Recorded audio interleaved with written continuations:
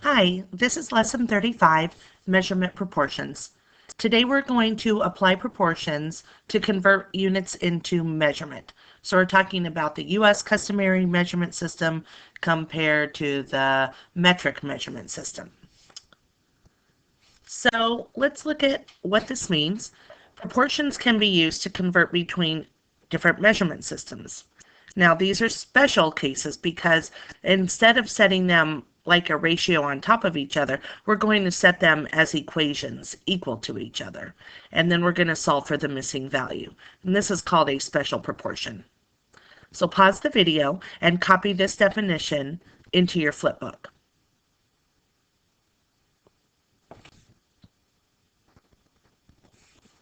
Great, let's try an example now. So our first example is on a scale drawing of a map, if 2 centimeters represent 6 feet, how many centimeters will represent 24 feet? Well, this is kind of fun because we're looking at centimeters and we're looking at feet. So again, we're talking about measurement and we're comparing the two different types of measurement. So centimeters is the metric system and feet is the US system. The US system is the only one that uses our measurement system. All the other countries in the world use the metric system like centimeters. All right, so let's figure out how we're going to write this. So we're going to first identify the parts that we're comparing. Again, we are comparing our centimeters and we're comparing our feet. But as I said, this time we're going to set them equal to each other instead of as a ratio on top of each other.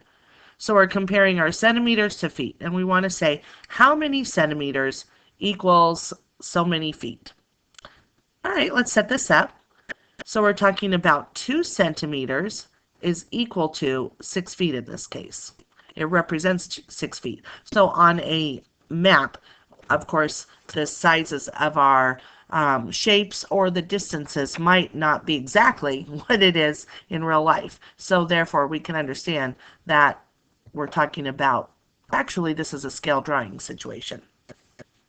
All right, so if 2 centimeters equals 6 feet, we want to know how many centimeters, let me get that, how many centimeters are going to represent 24 feet.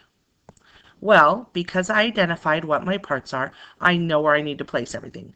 Now we're going to write it as a ratio, okay? And we say we don't know how many centimeters. That's saying how many centimeters we don't know. So under our centimeters tab right here, we're going to put an X because we don't know how many. But we know that we have 24 feet. So under the feet, we're going to put 24. And now we're going to solve for X. So I'm going to go ahead and use my calculator, and I'm going to cross multiply, although there are other ways, but I'm going to go ahead and multiply my opposite values. So I'm going to multiply my 2 and my 12. I'm going to multiply those together. So 2 times 12, and I will get 24. So that'll give me, oops, let me borrow the marker. That'll give me 24. And then I'm going to go ahead and I'm going to divide by the leftover number, which in this case is 6. So I'll divide by 6. And when I do that, when I divide by 6, I know that I'm going to get 4. So it takes 4 centimeters on my map to represent 24 feet. All right, go ahead and pause the video and copy this under the other part of your flip book. I apologize. Copy the words and the example. Thank you.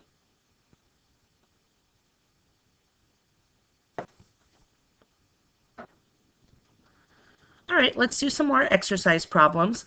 I encourage you to follow along with me and try doing them on your own. If you want to write them in your notebook for extra practice, you can, or you can do them on a separate piece of paper.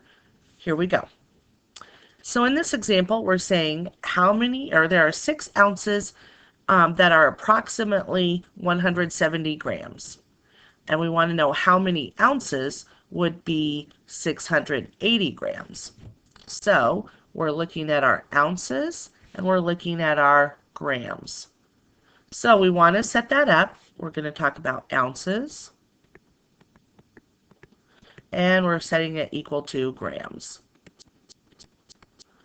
All right, so what would we put under this category? Ounces to grams. Well, if we look, we know that there are, 6 ounces is equal to 170 grams.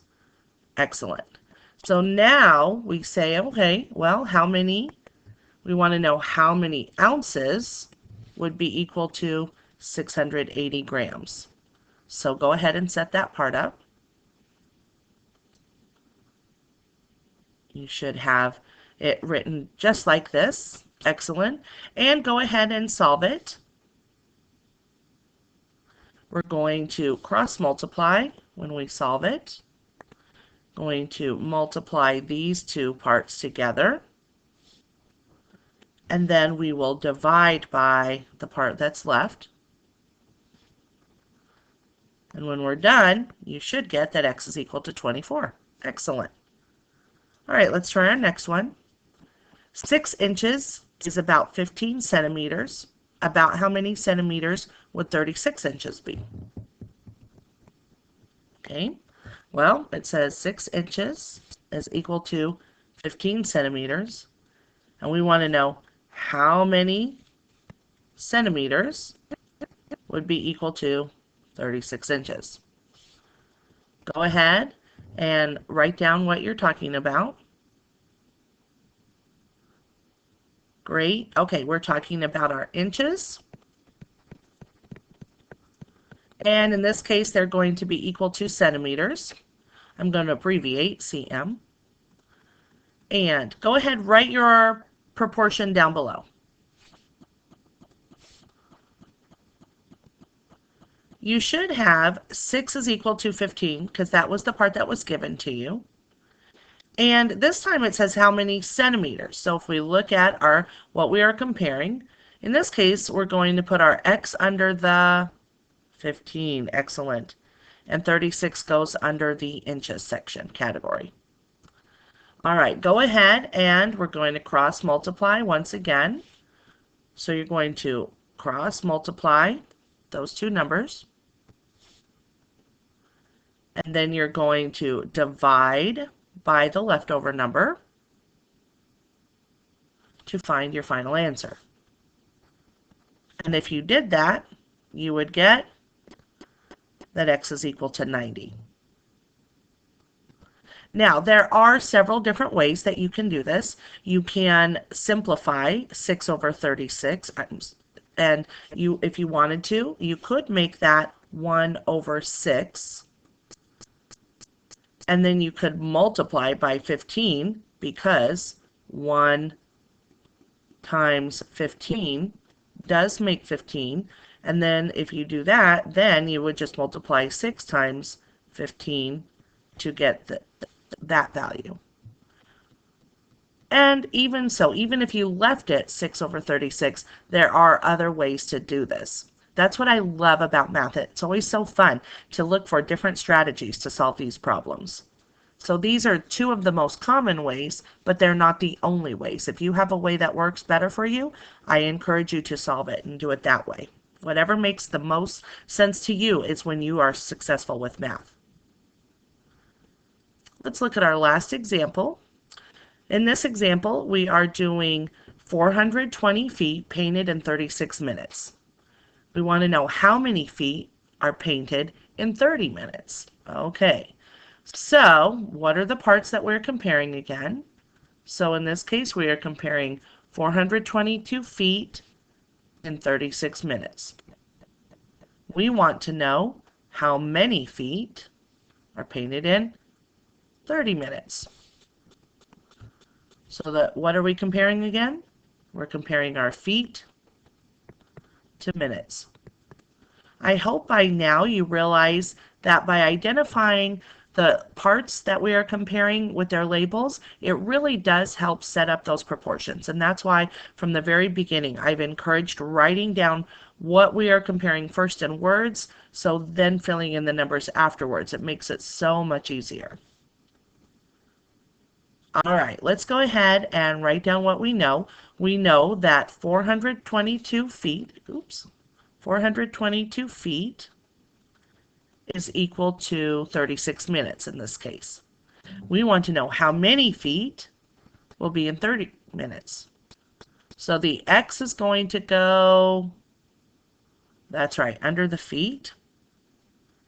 And we know we have 30 minutes. So once again, I think one of the easiest ways, because we know it will work every single time, is that we're going to cross multiply. And then we will divide by the leftover number, which is that number. And when you do that with your calculation, you will find that the feet is 350 feet. And as usual, you can simplify if you'd rather, or you can try to use division or multiplication to solve it, whatever way makes the most sense to you. Excellent. All right, now it's your turn. So on your page, I'd like for you to copy these examples down, set them up and solve them, and I want you, don't forget, show all of your work. So you have example 3, you have example 4. And we'll see you next time.